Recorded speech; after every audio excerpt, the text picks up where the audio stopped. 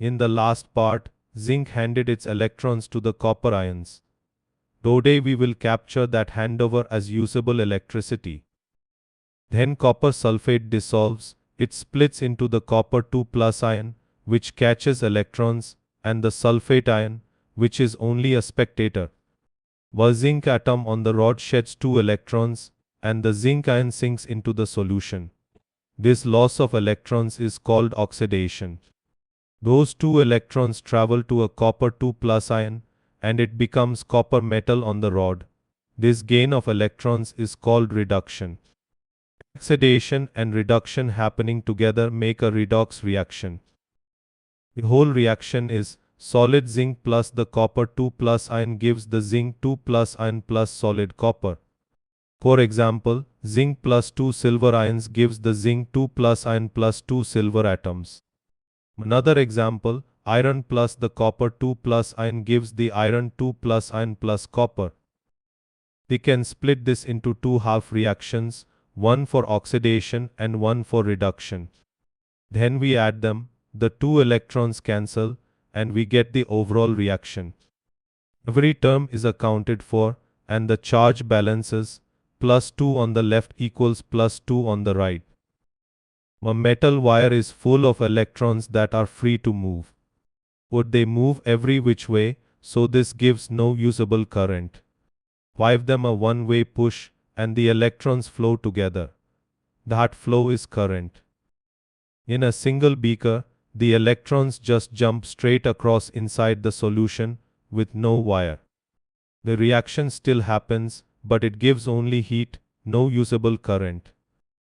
Though we use 2 separate beakers, each with its own rod sitting in its own solution. Go in the rods with a wire, and now the electrons must travel through it. That gives us electricity. This is the Daniell cell. It has 4 parts, 2 rods and 2 solutions, with the copper 2 plus ions already on the right. On the left, a zinc atom leaves as the zinc 2 plus ion, so the rod slowly dissolves, and its 2 electrons stay behind. Those electrons flow up the rod and through the wire, and the bulb glows. On the right, a copper 2 plus ion takes 2 electrons and becomes copper, which joins the rod, so the rod grows. Both the left rod shrinks, the left gains zinc ions, the right loses copper ions, and the right rod grows. The wire carries electrons, the solution carries ions, and together they complete the circuit. A cell that makes electricity from a spontaneous redox reaction is called a galvanic cell, also known as a voltaic cell. The electrode where oxidation happens is called the anode. Here that is the zinc. The electrode where reduction happens is called the cathode. Here that is the copper.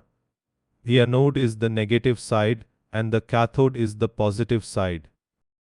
The left keeps gaining zinc ions, so it becomes 2 positive, and the right keeps losing copper ions, so it becomes 2 negative. This growing charge gap holds the electrons back, so the flow stops and the bulb dies.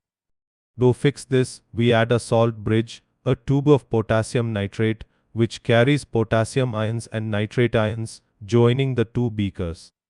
The nitrate ions move to the positive side, and the potassium ions move to the negative side. This balances the charge, and the cell runs again. The bridge holds a huge store of ions, so it lasts a long time. They just refill or replace it when it runs low. They write the cell as zinc, then the zinc 2 plus ion, then the double line for the salt bridge, then the copper 2 plus ion, then copper. The anode is on the left and the cathode is on the right. The volt is the unit that tells us how strong the push is. The cell potential is the push between the 2 electrodes. For the Daniell cell it is about 1.1 volts. Thanks for watching. Like and subscribe to Baidyati. Electrochemistry, last 12 chemistry in English.